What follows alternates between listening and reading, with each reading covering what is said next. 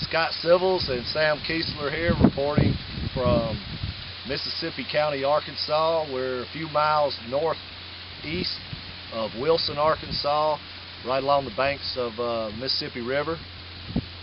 We were here back in the spring. We're on the farm of Collie Lowrance and Bill Joe Denton. Bill Joe's the grower. Bill Joe applied 8 ounces of carbon boost at planting on his corn. We saw a significant, looked like a significant yield increase. We monitored it throughout the year, and harvest season is upon us.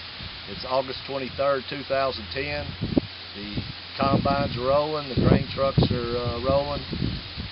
So we're about to see what 8 ounces of carbon boost will do on this Arkansas corn.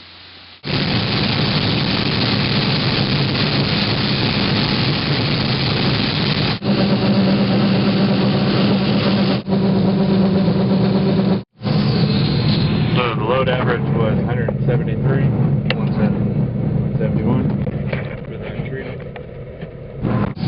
So now we're going in the treated section.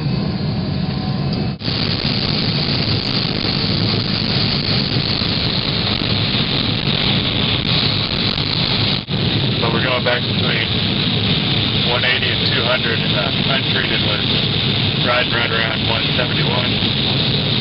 I think it averaged a little bit more than what you think. Sure. Because whenever I turned around on the end, it's still recording, but I'm not cutting anything. Right. So 182 average. 182 average, and another one was 171. 171. So that's 11 bushels per acre difference.